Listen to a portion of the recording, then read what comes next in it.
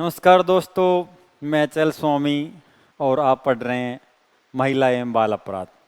महिला एवं बाल अपराध सीरीज 3 में आप सभी का स्वागत है दोस्तों। ये सीरीज जो इम्पोर्टेंट क्वेश्चंस हैं उनसे संबंधित सीरीज 1 और 2 हमने ऑलरेडी ही अपलोड कर दी है और जो सीरीज 3 है उसका सॉल्यूशन आप अभी पढ़ेंगे दोस्तों। और इससे पहले दोस्तों जो पुलिस वेबसाइट पे जो पीडीएफ अपलोड की गई थी उसके भी 2 विश्लेषणात्मक वीडियो हमने अपलोड कर दिए हैं दोस्तों। आइए दोस्तों, सीरीज 3 में आप सभी का स्वागत है।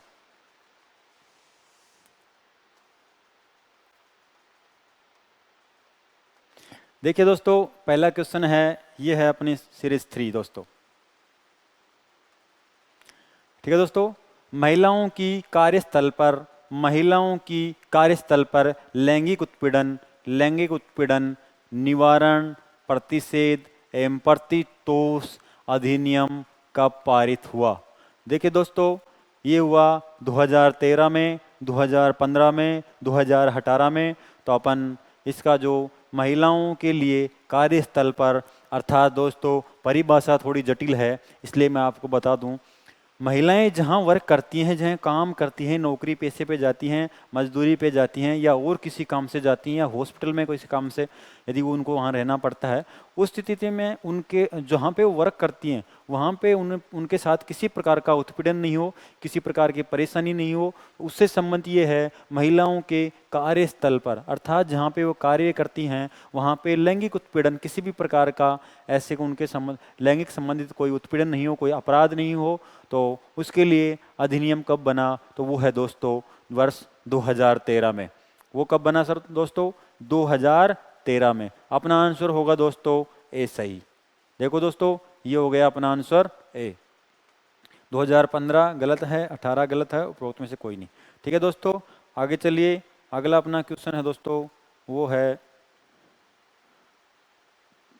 देखिए दोस्तों, महिलाओं की कार्यस्थल पर लैंगिक उत्पीड़न निवारण प्रतिषेध एवं प्रतितोष अधिनियम 2013 किस किस प्रकार की महिलाओं को कवर करता है? अर्थात इस अधिनियम के अंदर कौन कौन सी महिलाएं कवर हो रही हैं या कौन कौन सी महिलाओं को कवर किया गया है? पहला है दोस्तों महिला कर्मचारी, ग्राहक, उपभोक्ता, प्रशिक्षु, दैनिक मजदूरी आदि।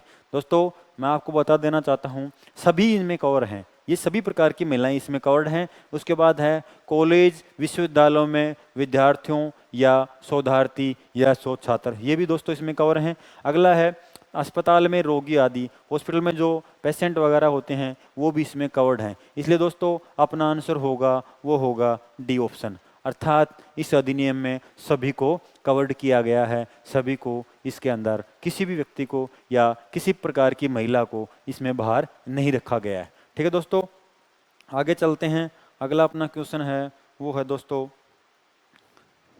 महिलाओं की कार्यस्थल पर लैंगिक उत्पीड़न निवारण प्रतिषेध एवं प्रतितोष अधिनियम 2013 में पीड़ित महिला को सुविधाएं प्रदान की गई हैं। अर्थात इस जो लैंगिक उत्पीड़न संबंधित जो अधिनियम है उसमें महिलाओं को क्या क्या सुविधाएं उपलब्ध करवाई गई हैं, वो हैं दोस्तों, जांच की अवधि के दौरान महिला को छुट्टी ले सकती है। अर्थात इस प्रकार का कोई उत्पीड़न होने पर वह महिला जांच के दौरान छुट्टी ले सकती है। जांच के दौरान का मतलब है जब उस पर जांच होती है, इन्वेस्टिगेशन होता है या उससे संबंधित किसी प्रकार का अनुसंधान किया जाता है, तो उसमें वो महिला उस दौरान वो डिप्रेशन या तनाव से मुक्त होने के लिए अवकाश ले सकती है। जांच की अवधि के दौरान महिला स्थानांतरण करवा सकती है या महिला जिस स्थान पे वर्क करती हुई रहती है या वहाँ नौकरी पेशे से जाती है तो वहाँ से अपना ट्रांसफ़र भी करवा सकती है। अगला है उपरोक्त दोनों ए बी और इसमें से कोई नहीं। तो दोस्तों ये दोनों सही हैं, अपना आंसर होगा दोस्तों सी, अर्थात ए और बी दोनों सत्य हैं। ठीक है दोस्तों, बड़ा अच्छा क्वेश्चन था। आगे चलिए, अगला अपना क्वेश्चन होगा वो है दोस्तों पूर्व गर्भाधान प्रसव पूर्व निदान तकनीकी पीसीपीएनडीटी अधिनियम पीसीपीएनडीटी एक्ट कब बना एवं कब लागू हुआ? देखिए दोस्तों 1998 बना या फिर 1/1/1996 को। ठीक है दोस्तों, दूसरा है 1994 को बना और 1/1/1996 को लागू हुआ। उसके बाद दोस्तों 1999 को बना, वह 1/1/1996 को लागू हुआ।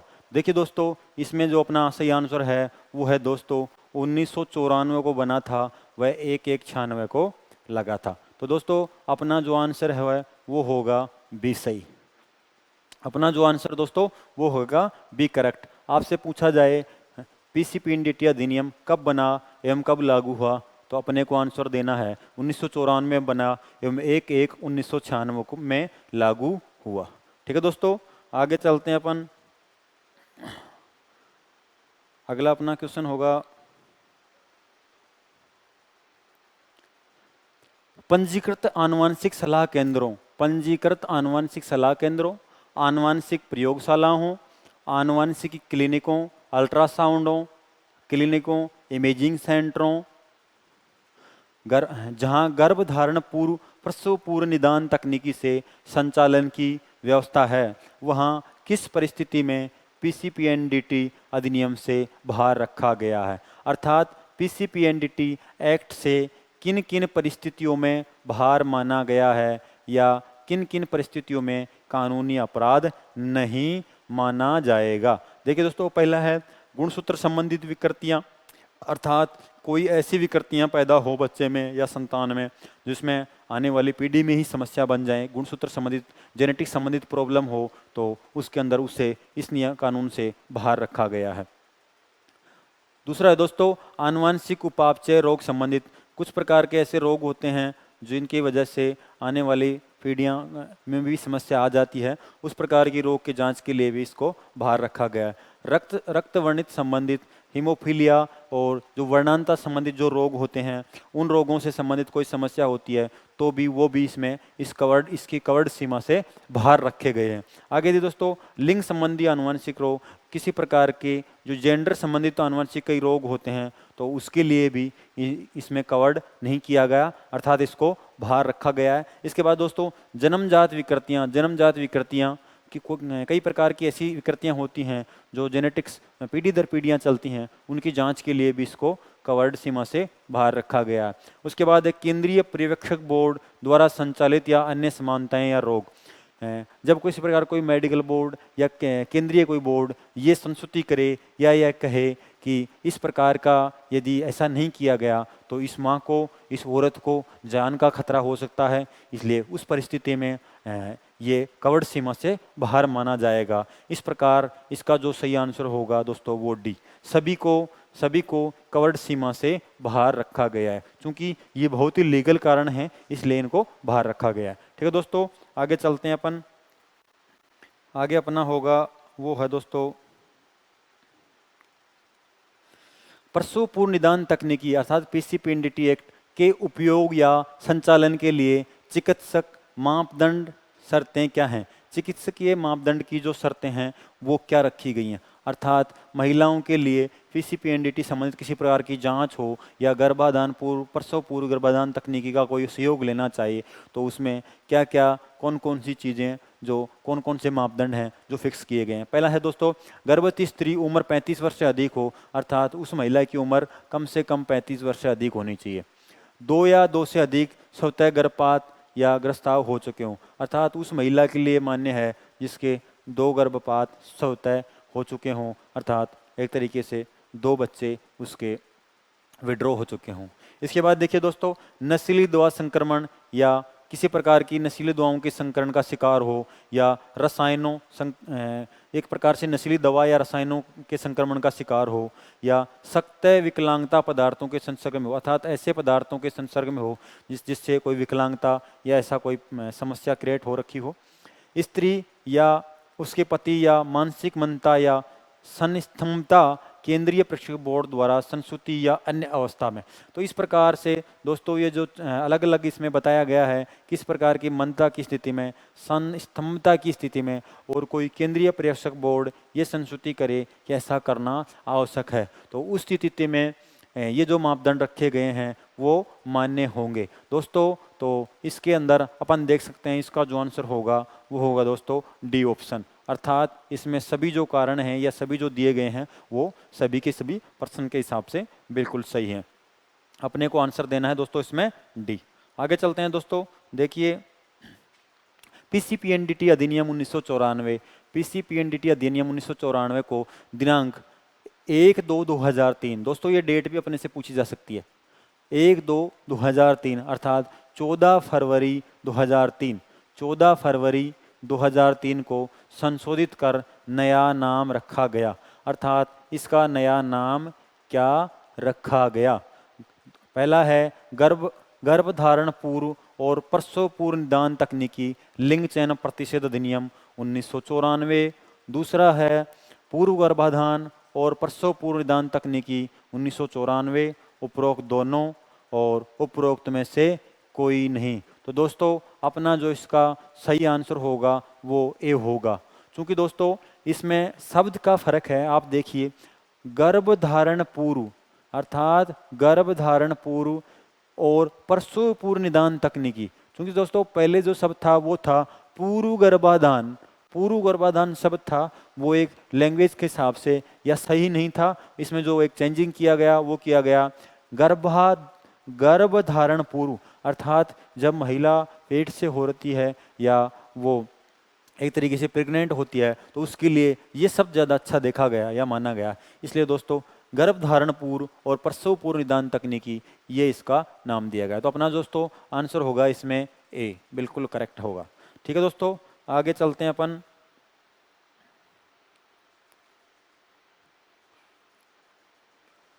अगला होगा अनैतिक व्यापार रोकथाम अधिनियम कब लागू हुआ? अनैतिक व्यापार अधिनियम कब लागू हुआ? 1993, 1956, 1960।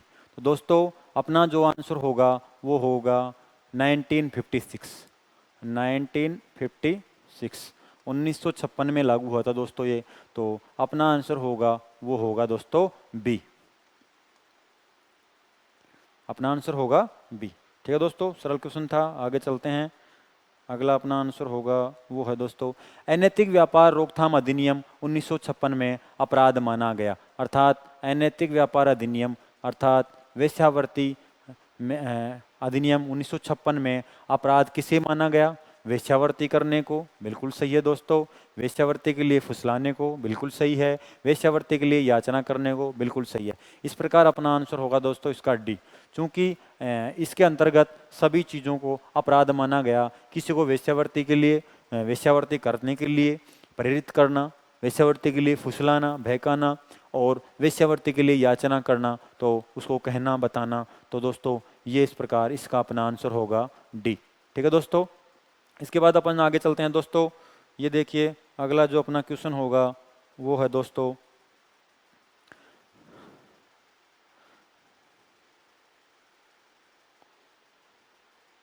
अगला अपना आंसर है दोस्तों अगर कोई व्यक्ति किसी बच्चे या नाबालिग द्वारा की गई वेश्यावृत्ति की कमाई पर रहता है या कमाई पर आश्रित रहता है तो सजा का प्रावधान है। बहुत अच्छा क्वेश्चन है दोस्तों।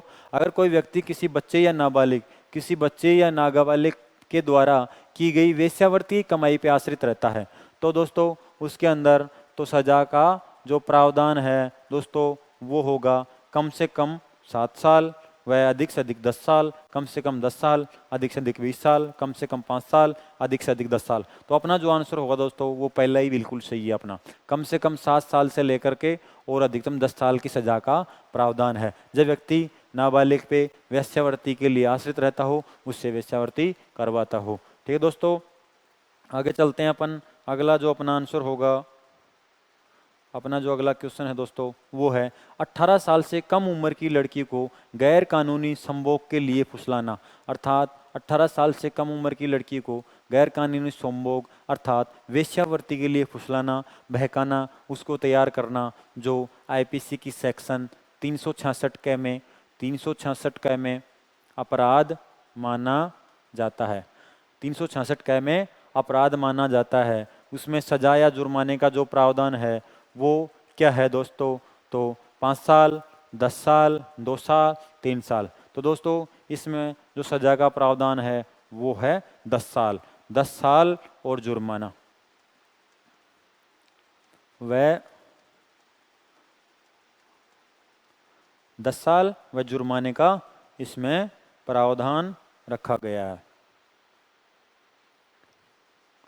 अगला अपना क्वेश्चन है दोस्तों, गैर कानूनी संभोग के लिए विदेश से 21 साल के कम उम्र की, दोस्तों देखो एक तो गैर कानूनी संभोग के लिए उसकी उम्र 21 साल से कम होनी चाहिए लड़की को, और वो भी विदेश से आयात करना कौन सी धारा में गैर कानूनी माना गया है या अपराध माना गया है। देखिए दोस्तों, धारा 366 क, धारा 366 ख और 354 उपरोक्त में से कोई नहीं। तो दोस्तों इसका जो अपना सही आंसर होगा वो होगा धारा 366 ख। क्योंकि दोस्तों 366 क में अभी जो पीछे वाले में अपने जो देखा था गैर कानूनी संभोग के लिए फुसलाना वो था, तो इसमें जो अपना आंसर होगा वो होगा दोस्तों 366 क।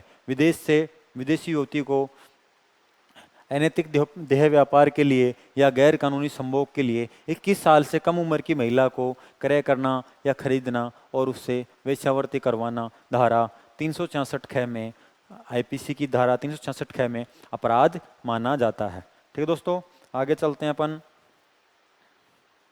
अगला अपना क्वेश्चन होगा दोस्तों वो है गैर कानूनी संभोग के लिए 21 साल से कम उम्र की लड़की का आयात करने पर सजा या जुर्माना। क्वेश्चन सेम पहले वाला है, क्योंकि दोस्तों हमने क्वेश्चन सीक्वेंस से रखे हैं ताकि आपको याद करने में किसी प्रकार की कोई समस्या नहीं आए। इसमें पहले क्वेश्चन ये था कि वो 366 ख में अपराध माना जाता है, लेकिन उसमें सजा कितनी होगी। तो देखिए दोस्तों, जो क्वेश्चन नंबर 13 है उसमें आप बताइए कि पहला है 5 साल, दूसरा है 7 साल, तीसरा है 10 साल और जुर्माना। तो दोस्तों इसमें जो सजा का प्रावधान है दोस्तों वो है 10 साल और जुर्माना।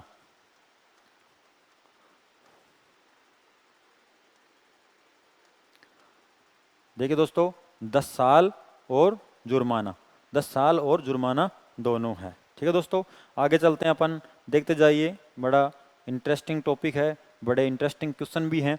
वेश्यावृत्ति के लिए 18 साल से कम उम्र के बच्चों को बेचना या भाड़े पर देना कौन सी धारा में गैर कानूनी माना गया है। वेश्यावृत्ति के लिए 18 साल से कम उम्र के बच्चों को बेचना या भाड़े पर देना कौन सी धारा में गैर कानूनी माना गया है। 372, 373, 376, उपरोक्त में से कोई नहीं। देखिए दोस्तों, इसमें जो आईपीसी की सेक्शन 372 है उसमें यह अपराध माना गया है। वेश्यावृत्ति के लिए 18 साल से कम उम्र के बच्चों को बेचना वेश्यावृत्ति की धारा 372 के अंदर आता है, और खरीदना आईपीसी की धारा 373 में आता है। याद रख लिए सीक्वेंस से, 72 में आईपीसी की धारा 72 के अंदर बच्चे को बेचना आएगा और 73 में खरीदना आएगा। ठीक है दोस्तों, वेश्यावृत्ति के लिए खरीदना और वेश्यावृत्ति के लिए बेचना। तो देखिए दोस्तों, अपना जो आंसर होगा इसमें है बेचना, तो अपना आंसर होगा वो होगा 372। 372। ठीक है दोस्तों, आगे चलते हैं अपन।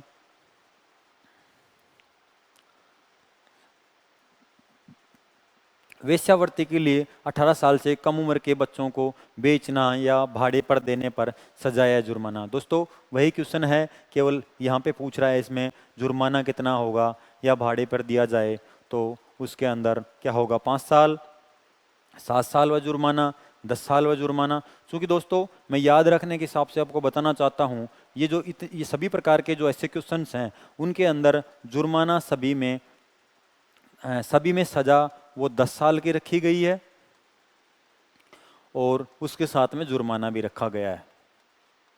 ठीक है दोस्तों, याद रखने के लिए जो इस प्रकार की जो ये जितने भी सेक्शन आएंगी इससे जुड़ी हुई, उनमें सभी में 10 साल की सजा का प्रावधान किया गया है।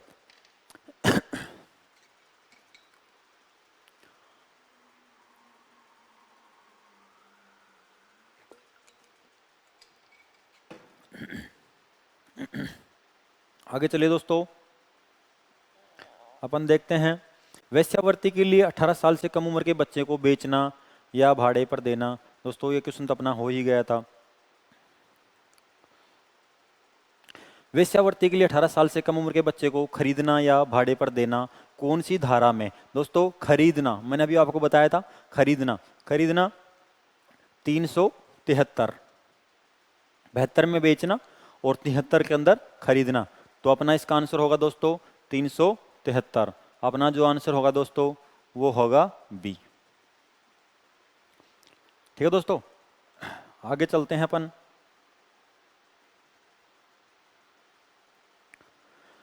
वेश्यावृत्ति क्वेश्चन नंबर 17 है, वेश्यावृत्ति के लिए गैर कानूनी संभोग या कानून के विरुद्ध, गैर कानूनी संभोग करवाना या कानून के विरुद्ध हो या दुराचारी कामों में लें तो 18 साल से कम उम्र के बच्चों को खरीदना या भाड़े पर देने पर सजा या जुर्माना कितना होगा? तो दोस्तों इसमें है 5 साल व जुर्माना, 7 साल व जुर्माना, 10 साल व जुर्माना। दोस्तों अभी मैंने आपको बताया था इन सभी क्वेश्चनों में आपको सजा याद रखनी है 10 साल और साथ में जुर्माना स्पष्ट नहीं है, वो माननीय न्यायालय पर डिपेंड करता है। ठीक है दोस्तों, तो इसमें जो अपना सही आंसर होगा वो होगा दोस्तों सी। आगे चलिए दोस्तों, आगे देखते हैं अपन। संज्ञेय अपराध होता है, देखिए दोस्तों संज्ञेय अपराध क्या होता है? वे अपराध जिसमें पुलिस को कार्यवाही के अधिकार दिए गए हैं, वे अपराध जिसमें माननीय न्यायालय की कार्यवाही के लिए अधिकृत करता है, उपरोक्त दोनों। देखिए दोस्तों इसका जो सही आंसर होगा वो होगा अपना ए। अब समझिए दोस्तों संज्ञेय और असंज्ञेय में फर्क क्या होता है दोस्तों, मैं बताना चाहूंगा आपको। संज्ञेय अपराध वो अपराध होता है जिसमें पुलिस सीधे कार्रवाई कर सकती है और पुलिस को पावर होते हैं। ठीक है दोस्तों, उन अपराधों के अंदर पुलिस अपने विवेक से आईपीसी और सीआरपीसी का उपयोग लेते हुए अपने हिसाब से कार्रवाई करती है। दूसरे वो अपराध, असंज्ञेय अपराध वो होते हैं जिन्हें ना काबिल दस्तंदाजी जुर्म भी कहा जाता है, ना काबिल दस्तंदाजी जुर्म भी कहा जाता है, जिनमें माननीय न्यायालय को ही कार्रवाई के अधिकार होते हैं, पावर होते हैं। माननीय न्यायालय अपने आदेश अनुसार पुलिस से भी वो उस कार्य में या उस अनुसंधान में सहयोग ले सकता है या जांच करवा सकता है, लेकिन बिना न्यायालय की अनुमति के असंज्ञेय अपराधों में पुलिस इंटरफेयर नहीं कर सकती। ठीक है दोस्तों, तो अपना आंसर होगा वो होगा दोस्तों इसका ए। देखिए दोस्तों अगला अपना क्वेश्चन है, असंज्ञेय अपराध होता है, मैंने अभी बताया था आपको, वे अपराध जिसमें पुलिस को कार्रवाई के अधिकार होते हैं, नहीं। वे अपराध जिसमें माननीय न्यायालय की कार्रवाई के लिए अधिकृत होता है, बिल्कुल सही है। 2 नंबर आंसर दोस्तों, मैंने अभी आपको बताया था इसमें माननीय न्यायालय है वही कार्रवाई के लिए अधिकृत होता है। बिल्कुल सरल क्वेश्चन है दोस्तों, इसका आंसर नंबर इसका बी सही होगा।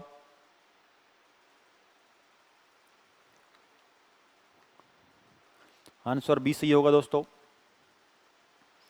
आगे चलते हैं दोस्तों, देखते जाइए क्वेश्चन नंबर 20, वेश्यावृत्ति से छुड़ाना या वेश्यागृह पर कार्रवाई करने के लिए, वेश्यावृत्ति से छुड़ाना या वेश्यागृह पर कार्रवाई करने के लिए किस पद लेवल के अधिकारी को अधिकृत किया गया है?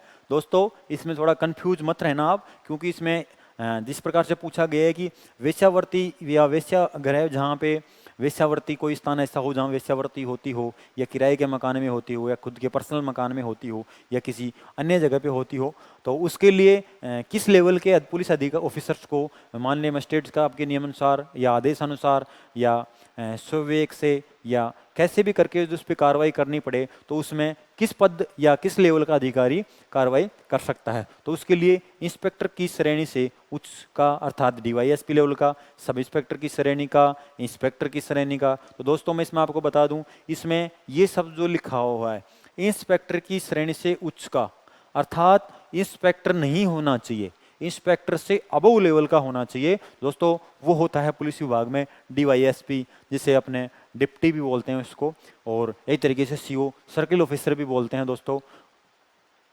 सीओ भी बोलते हैं, सीओ साहब भी बोलते हैं उनको। और दोस्तों ये होता है आरपीएस। ये आरपीएस स्तर के अधिकारी होते हैं, राज्य प्रशासनिक सेवा के अधिकारी होते हैं आरपीएस लेवल के, वो उनको बोलते हैं डीवाईएसपी। और डीवाईएसपी लेवल का अधिकारी इनमें कार्रवाई के लिए अधिकृत होता है। तो अपना जो आंसर होगा दोस्तों वो होगा ए। बिल्कुल समझ में आया होगा दोस्तों आपके, बिल्कुल सरल क्वेश्चन था। आगे चलिए, वेश्यावृत्ति को बंद करवाने से संबंधित मजिस्ट्रेट महोदय को अधिकार है, अर्थात वेश्यावृत्ति को बंद करवाने के लिए श्रीमान मजिस्ट्रेट महोदय को क्या क्या अधिकार हैं। दोस्तों पहला है, मालिक को नोटिस देकर 7 दिवस में जवाब मांगा जा सकता है, बिल्कुल सही है। वेश्यावृत्ति चलाने वाले मालिक को नोटिस दिया जा सकता है और 7 दिवस में जवाब भी मांगा जा सकता है। अगला है, यदि वो लगता है कि वेश्यावृत्ति हो रही है तो 7 दिवस में खाली करवा सकता है, अर्थात ये हो कि वेश्यावृत्ति हो रही है तो 7 दिवस के अंदर उस मकान को, उस निवास को खाली करवा सकता है। अगला है, यह लगता है कि वेश्यावृत्ति हो रही है तो मालिक को बिना अनुमति के किराए पर नहीं देने के आदेश दे सकता है। मानो कोई ऐसा मकान हो जो मालिक किराए पे दे रखा हो तो उस व्यक्ति से वो मालिक की बिना अनुमति के भी किराए पे नहीं देने के लिए आदेश दे सकता है, अर्थात उसको खाली करवा सकता है। तो इस प्रकार अपना इसका जो आंसर होगा दोस्तों वो होगा डी, अर्थात उपरोक्त सभी। बिल्कुल अच्छा क्वेश्चन था दोस्तों, इसमें कहीं से भी क्वेश्चन पूछे अपना गलत नहीं होना चाहिए, चाहे इसमें से 4 क्वेश्चन बनाए तो भी दोस्तों अपना क्वेश्चन गलत नहीं होना चाहिए। ठीक है दोस्तों, आगे चलते हैं अपन, देखते जाइए। अगला अपना जो क्वेश्चन होगा वो है, मानव तस्करी रोकथाम पुनर्वास बिल एक सदन में कब पारित हुआ? बिल एक सदन में कब पारित हुआ? तो वो है दोस्तों आपके 26 जुलाई 2018, 26 जून 2018 और 26 मार्च 2018। तो दोस्तों ये हुआ था 26 जुलाई 2018, 26 जुलाई 2018 को। तो अपना जो आंसर हुआ दोस्तों वो हो गया ए सही। बिल्कुल सिंपल क्वेश्चन है, अच्छा है। एक सदन में कब पारित हुआ, इस तरीके से पूछा गया क्वेश्चन था दोस्तों ये। आगे चलते हैं दोस्तों, अगला अपना क्वेश्चन है, बालकों से संबंधित अपराध है। बालकों से संबंधित अपराध है बाल श्रम व बाल व्यापार, बिल्कुल सही है दोस्तों, दोनों हैं। अपहरण है, ये भी बालकों से संबंधित अपराध है। यौन शोषण है, बच्चों का शोषण करना भी। बलात्कार भी। शारीरिक व मानसिक हिंसा, ये भी बालकों से संबंधित है। इसलिए दोस्तों अपना इसका आंसर होगा वो होगा दोस्तों डी। ये जो सभी अपराध दिए गए हैं दोस्तों वो सभी के सभी बालकों से संबंधित अपराध हैं।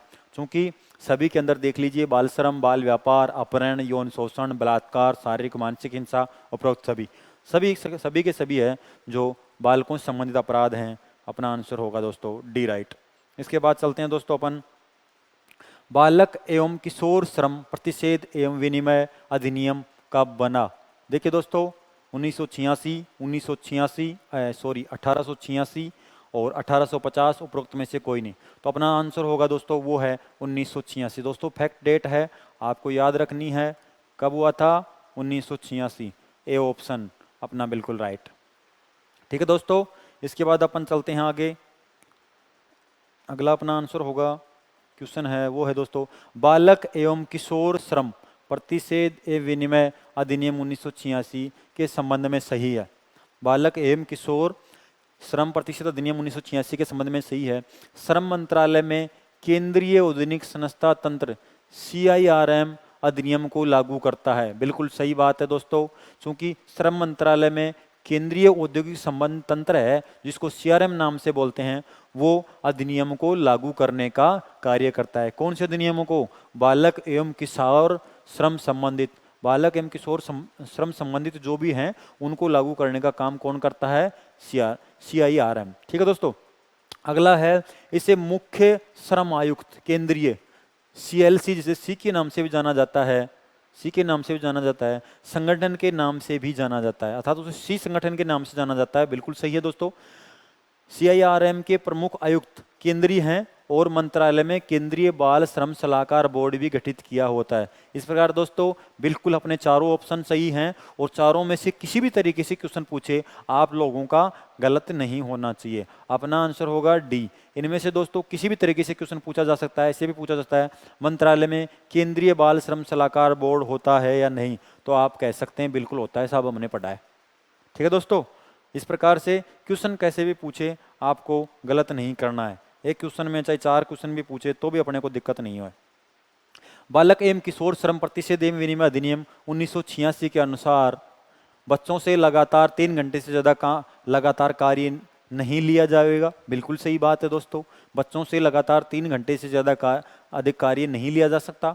बच्चों को एक हफ्ते में एक दिन पूरे दिन की छुट्टी दी जाएगी। बिल्कुल 8 दिन के अंदर दोस्तों एक दिन का पूरे दिन का अवकाश होना बिल्कुल बाल श्रम, बालक एवं किशोर श्रम में प्रावधान किया गया है दोस्तों। इस एक्ट में ऐसा प्रावधान है। निर्धारित छुट्टी के दिन को 3 माह के अंदर एक बार ज़्यादा नहीं बदला जाएगा। अर्थात जो छुट्टी का दिन जैसे मंडे फिक्स है तो उस मंडे को कम से कम 3 माह के अंदर केवल एक बार ही बदला जाएगा।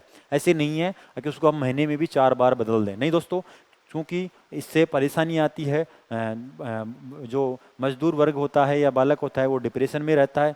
इसलिए ये प्रावधान किया गया कि 3 महीने में कम से कम एक बार ही उसको बदला जाए। ठीक है दोस्तों, अपना जो आंसर होगा वो है दोस्तों डी।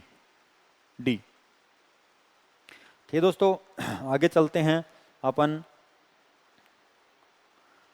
अगला अपना आंसर है दोस्तों, अपना क्वेश्चन है अगला, बालक एवं किशोर श्रम प्रतिषेध एवं विनिमय अधिनियम 1986 से संबंधित प्रकरणों में सुनवाई का अधिकार है। अर्थात इनसे संबंधित प्रकरणों में सुनवाई का अधिकार किसे है? लोक अदालत को नहीं दोस्तों, अधीनस्थ एवं न्यायालयों को नहीं, मेट्रोपोलिटन मजिस्ट्रेट या प्रथम श्रेणी मजिस्ट्रेट को। बिल्कुल दोस्तों, इसी मजिस्ट्रेट अदालतों को, मेट्रोपोलिटन मजिस्ट्रेट या प्रथम श्रेणी की जो अदालत हैं उन्हीं को ही बालक एवं किशोर श्रम में सुनवाई करने का अधिकार है। अपना आंसर हो गया दोस्तों सी। ठीक है दोस्तों, आगे चलते हैं। अगला अपना क्वेश्चन है दोस्तों, वो है बाल श्रम निषेध एवं विनिमय संशोधन अधिनियम कब पारित हुआ? देखो दोस्तों, संशोधित अधिनियम पूछ रहा है, ये संशोधित अधिनियम अपने से पूछ रहा है। तो दोस्तों 2016 में, 18 में, 19 में, तो अपना आंसर होगा वो होगा 2016। 2016 में ये संशोधन अधिनियम बना था। तो अपना आंसर होगा दोस्तों वो होगा ए। बिल्कुल, अपना जो आंसर होगा दोस्तों वो होगा ए। बिल्कुल सही सुना आपने, और बिल्कुल ऐसे ही आपको आंसर देते रहना है ताकि आपका अधिक से अधिक समय बचे और आप जल्द से जल्द अपना काम कंप्लीट हो। देखिए दोस्तों, एक क्वेश्चन शायद अपना निकल गया शायद बैक में।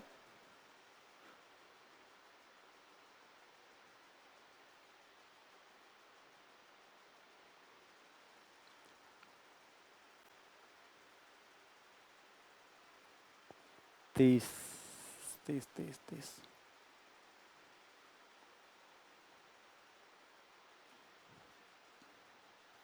देखिए दोस्तों, 39 नंबर क्वेश्चन अपना ये था, बाल श्रम निषेध एवं विनिमय संशोधन अधिनियम 2016 के अनुसार सही है, 14 वर्ष से कम आयु के बालक को किसी भी काम पे नहीं लगाया जा सकता। हाँ देखिए दोस्तों, बाल श्रम निषेध एवं विनिमय अधिनियम संशोधन अधिनियम 2016 के अनुसार सही है। इसके अनुसार क्या सही माना गया है? 14 वर्ष से कम आयु के बालक को किसी भी काम पर नहीं लगाया जा सकता। बिल्कुल सही है दोस्तों। 14 वर्ष से 18 वर्ष तक के बालक को खतरनाक एवं जोखिम भरे काम पर नहीं लगाया जा सकता। ये भी सही है दोस्तों, पहला भी सही है। उपरोक्त दोनों अपने ये दोनों सही हैं, इसलिए अपना आंसर होगा दोस्तों सी। बिल्कुल सही कहा इसमें कि 14 वर्ष से कम आयु के बालक को किसी भी कार्य पे नहीं लगाया जा सकता, और 14 से और 18 वर्ष तक के बच्चों को किसी भी जोखिम भरे कारखानों पे नहीं लगाया जा सकता। ये प्रावधान है संशोधित अधिनियम 2016 के अंदर। ठीक है दोस्तों, आगे चलते हैं अपन। अगला अपना क्वेश्चन है, बाल विवाह निषेध अधिनियम कब बना?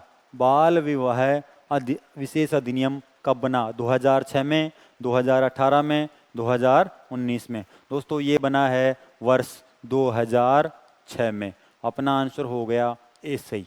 बाल विवाह निषेध अधिनियम कब बना? अर्थात दोस्तों आप सबको पता होगा, विदित होगा कि छोटे छोटे बच्चों की शादियां कर दी जाती हैं। उसी वजह से गवर्नमेंट ने ये बाल विवाह निषेध अधिनियम ला करके और इस कुरीतियों को कम करने का, समाप्त करने का प्रयास गवर्नमेंट कर रही है। ठीक है दोस्तों, आगे चलते हैं अपन।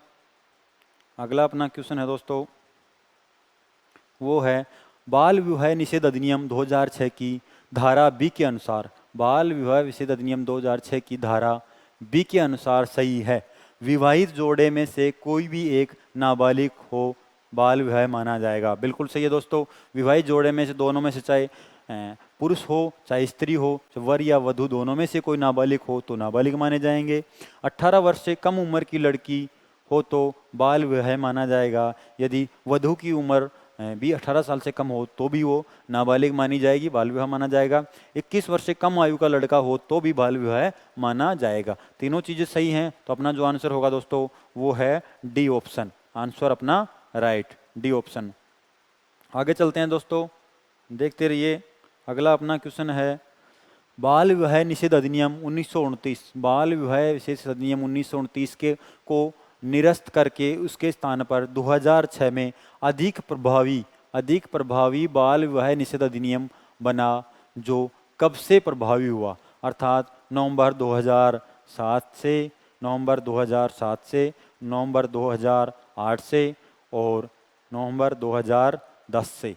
ठीक है दोस्तों, देखिए कब बना दोस्तों ये, देखिए 32, ये बना है दोस्तों 2007 में, नवंबर 2007 में।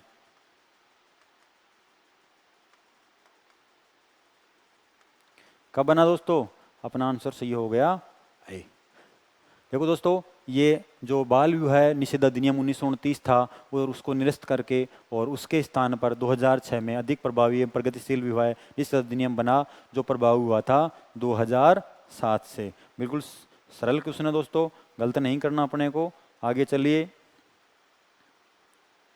अगला अपना क्वेश्चन है बाल विवाह निषेध अधिनियम 2006 के बाल विवाह कारित किया जाने पर सजा या जुर्माना कितना है? इसमें है 5 साल 1 लाख रुपए तक, 2 साल 2 साल व 1 लाख तक, और 7 साल तक व 1 लाख तक, और उपरोक्त में से कोई नहीं। दोस्तों अपना इसमें आंसर है दोस्तों वो है बी, 2 साल तक की सजा हो सकती है इसमें, और दोस्तों 1 लाख रुपए तक का जुर्माना।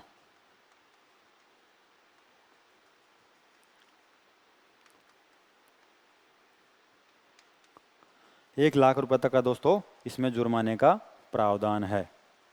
ठीक है दोस्तों, आए तो अपने को केवल इसमें सही करना है आंसर, बिल्कुल 2 साल और 1 लाख रुपए का जुर्माना। देखिए दोस्तों, अगला अपना क्वेश्चन है पोक्सो एक्ट जो 14 नवंबर 2012 को बना। कब बना दोस्तों? 14 नवंबर 2012 को बना, जिसमें बच्चों से संबंधित अपराध शामिल हैं। यौन हमला बिल्कुल दोस्तों माना जाएगा, यौन शोषण एवं उत्पीड़न ये भी बच्चों से संबंधित है, अश्लीलता ये भी बच्चों से संबंधित है, गोपनीयता ये भी बच्चों से, इसलिए अपना जो आंसर होगा दोस्तों वो होगा आंसर डी। आंसर होगा अपना डी। ठीक है दोस्तों, बिल्कुल सरल क्वेश्चन है, यहाँ से भी पूछा जा सकता है, तो अपने को आंसर देना है पोक्सो एक्ट कब बना? 14 नवंबर 2012 को। आगे चलिए दोस्तों, अगला अपना क्वेश्चन है दोस्तों वो होगा प्रवेशन लैंगिक हमला धारा 3 के अनुसार परिभाषा वर्णित है जो सही है। अर्थात प्रवेशन लैंगिक हमला धारा 3 के अनुसार परिभाषा वर्णित सही है, उसमें से क्या सही माना गया है दोस्तों? इस प्रकार से ये परिभाषाएं हैं, आप देखिए इनको। लिंग का किसी बच्चे के साथ अप्राकृतिक रूप से संभोग करना या करवाना, इस प्रकार का यदि किसी प्रकार का कोई कार्य कोई करता है जो किसी बच्चे का किसी लिंग का किसी बच्चे के साथ, अर्थात लिंग का उपयोग किसी बच्चे के साथ अप्राकृतिक रूप से संभोग करने के लिए खुद करता हो या करवाता हो। तो दूसरा है ऐसी वस्तु जो लिंग नहीं है, अर्थात ये माने कि वो वस्तु जो लिंग नहीं थी और उसका किसी बच्चे के साथ अप्राकृतिक रूप से अर्थात अननेचुरल रूप से संभोग करना, ये भी इसी में माना जाएगा। और उसके बाद है बालक के लिंग या योनि गुदा या मूत्र मार्ग पर मुहर लगाना या लगवाना। दोस्तों ये भी अप्रिवेशन लैंगिक हमला, अर्थात जो प्रकृति के खिलाफ हो, अननेचुरल हो, इस तरीके के कृत्य करवाना, तो ये धारा 3 के तहत अपराध माना जाता है। धारा 3 के तहत प्रवेशन लैंगिक हमले अधिनियम की धारा 3 के तहत यह अपराध माना जाता है। इसलिए अपना आंसर होगा दोस्तों उपरोक्त सभी। ये सभी अपराध इस धारा 3 के तहत ये सभी कृत्य गैर कानूनी माने गए हैं। ठीक है दोस्तों, आगे चलिए, अगला अपना क्वेश्चन है दोस्तों प्रवेशन लैंगिक हमला की धारा 4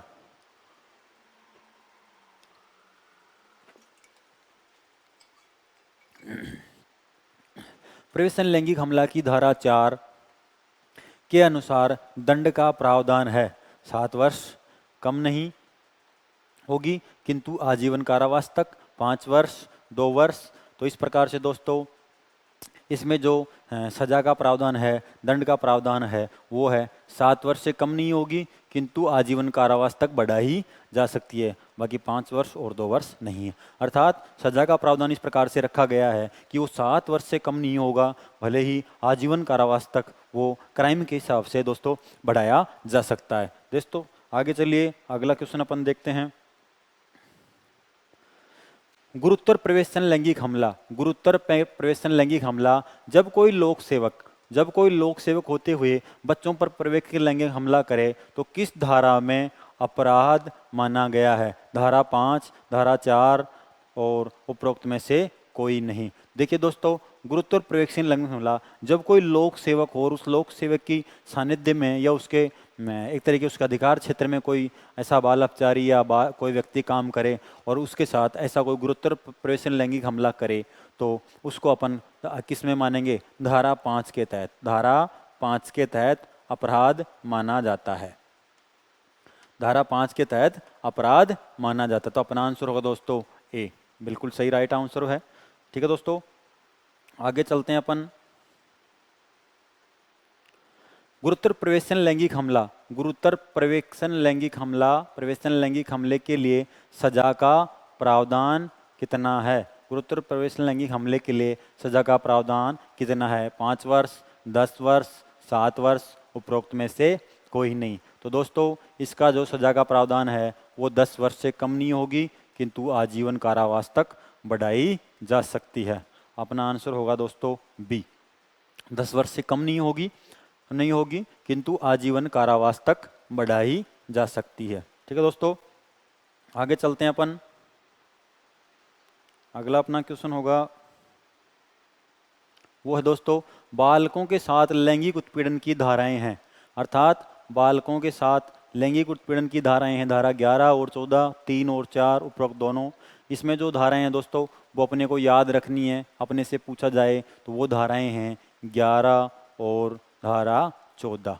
ये दो धाराओं की डेफिनेशन अपन से पूछा जा सकता है कि ये धाराओं के बारे में पूछा जाए तो बालकों के साथ लैंगिक उत्पीड़न की धाराएं वो हैं 11 और 14। जिस तरीके से अभी अपने 3 और 4 पढ़ी हैं वैसे ही दोस्तों ये 11 और 14 में भी अलग अलग परिभाषाएं डिफाइन की गई हैं दोस्तों। अगला अपना क्वेश्चन होगा दोस्तों, देखिए देखते जाइए।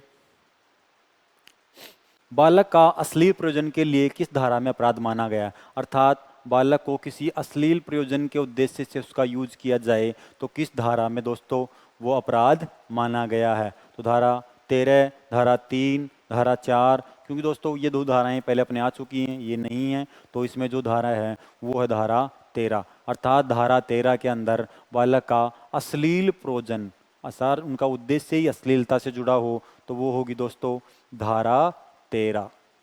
ये क्वेश्चन पूछा जाए अश्लील प्रयोजन के लिए प्रयोजन उनका उद्देश्य जो उनका है वो किसी अश्लीलता से जोड़ा जाना हो तो वो होगा दोस्तों धारा 13। ठीक है दोस्तों, आगे चलते हैं अपन।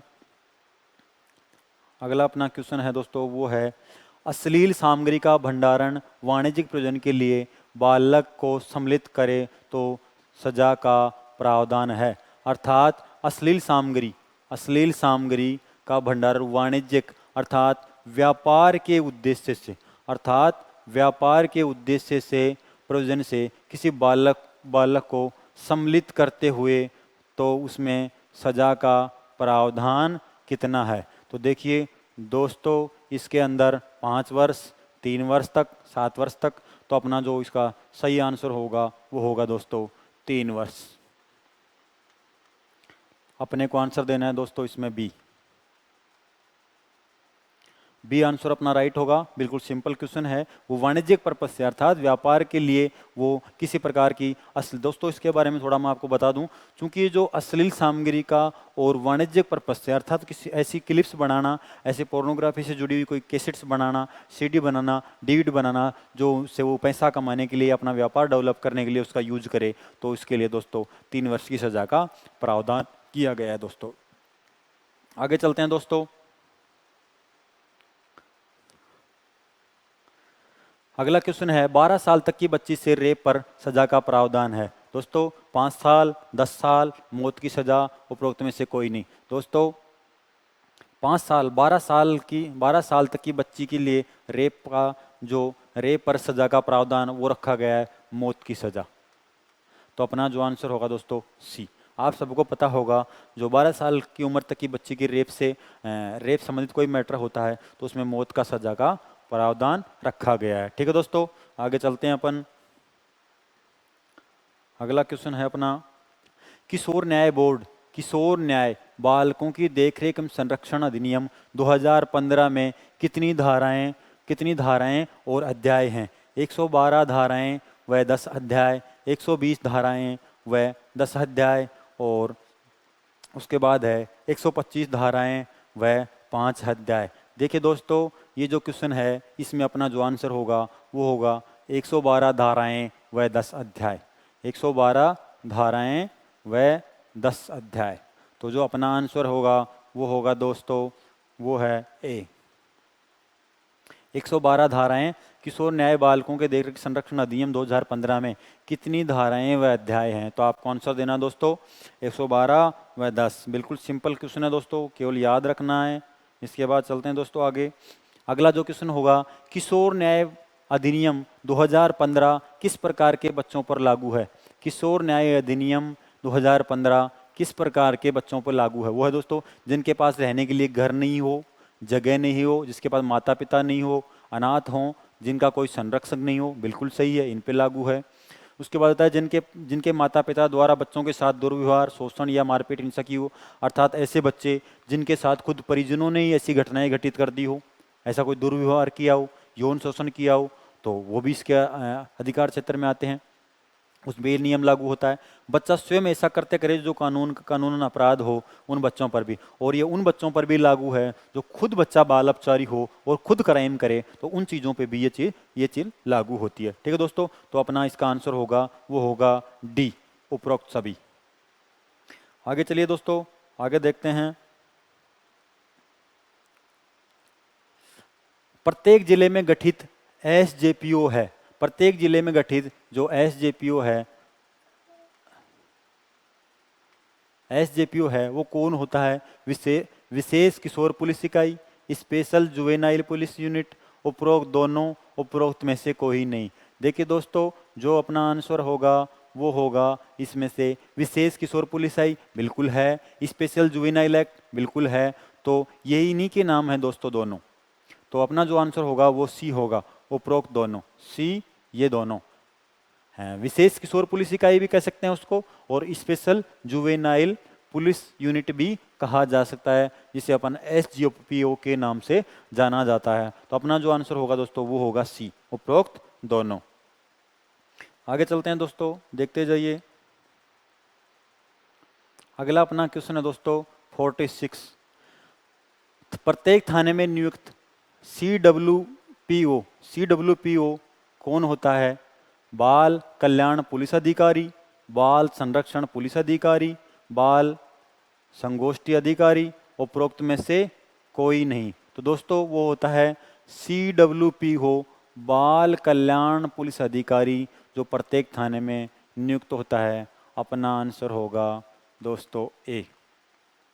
सीडब्ल्यूपीओ आपसे पूछा जाए तो कौन होता है? वो होता है बाल कल्याण पुलिस अधिकारी। बिल्कुल आपको यही आंसर देना है दोस्तों। ठीक है दोस्तों, आगे चलते हैं अपन। आगे अपना क्वेश्चन देखिए, वो है दोस्तों निम्न में से सत्य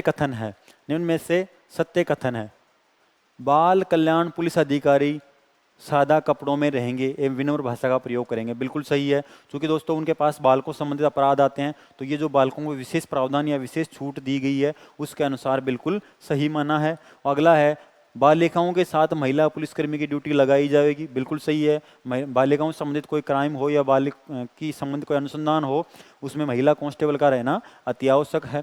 बाल अपचारी को संप्रेक्षण गृह भेजा जाएगा, अर्थात बाल अपचारी होता है, नाबालिग होता है, उसे कभी भी जेल नहीं भेजा जाता दोस्तों, उसको संप्रेक्षण गृह या अपन उसे बाल सुधार गृह कहें, वहाँ पे उसे आपके भेजा जाता है। और उसे वैसे बाल न्यायालय में भी पेश किया जाता है, क्योंकि उसे सामान्य न्यायालय में नहीं पेश किया जाता। तो अपना आंसर होगा दोस्तों उपरोक्त सभी, डी, क्योंकि सभी अपने सभी के सभी तीनों ऑप्शन सही हैं।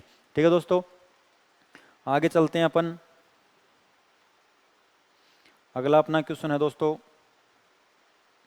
वो है निम्न में से सत्य कथन है। निम्न में से सत्य कथन है, बच्चों को 24 घंटे के भीतर किशोर न्याय बोर्ड के समक्ष पेश करना। दोस्तों मैंने अभी बताया था, क्योंकि बच्चों को किशोर न्याय बोर्ड के समक्ष पेश किया जाता है। बच्चों को 24 घंटे के भीतर किशोर न्याय बोर्ड के समक्ष बिल्कुल किया जाता है। बच्चों के माता पिता को सूचित किया जाता है। जब कोई किसी ऐसे क्राइम में बच्चे लिप्त होते हैं तो उनके माता पिता को भी सूचित किया जाता है। जिला विधिक सेवा प्राधिकरण द्वारा निःशुल्क विधिक परामर्श, अर्थात प्रत्येक जिले के अंदर जिला विधिक प्राधिकरण, ये जो कमेटी होती है ये निःशुल्क सुविधाएं उपलब्ध कराती है। निःशुल्क अपने को जो लॉ से संबंधित जानकारी होती है या अपने को बच्चों से संबंधित जिस प्रकार की भी, या बच्चों या महिलाओं से संबंधित किसी प्रकार की कोई जानकारी, कानूनी जो जानकारी चाहिए वो ये कमेटी उपलब्ध कराती है। ये माननीय न्यायालय के निर्देशन में कार्य करती है। ठीक है दोस्तों, इसलिए अपना जो आंसर होगा दोस्तों वो होगा डी। ठीक है दोस्तों, अपना आंसर होगा वो होगा डी। देखिए दोस्तों, बाल कल्याण पुलिस अधिकारी, बाल कल्याण पुलिस अधिकारी द्वारा अपराध में शामिल बच्चों की सामाजिक पृष्ठभूमि रिपोर्ट तैयार की जाती है। देखो दोस्तों, बड़ा अच्छा क्वेश्चन है। आप देखिए, बाल कल्याण पुलिस अधिकारी द्वारा अपराध में जो बच्चे शामिल होते हैं उनके लिए जो रिपोर्ट तैयार किया जाती है, जो प्रोफोर्मा तैयार किया जाता है, उसका क्या नाम होता है, उससे संबंधित है SBR प्रारूप फर्स्ट, SR प्रारूप फर्स्ट, JR प्रारूप फर्स्ट। तो अपना इसमें जो आंसर होगा वो है SBR प्रारूप फर्स्ट, ये है दोस्तों। SBR प्रारूप जो फर्स्ट होगा उसमें बच्चे संबंधित रिपोर्ट या उससे संबंधित क्राइम संबंधित डिटेल उसमें भरी जाती है। ठीक है दोस्तों, अगला अपना जो क्वेश्चन होगा वो है दोस्तों,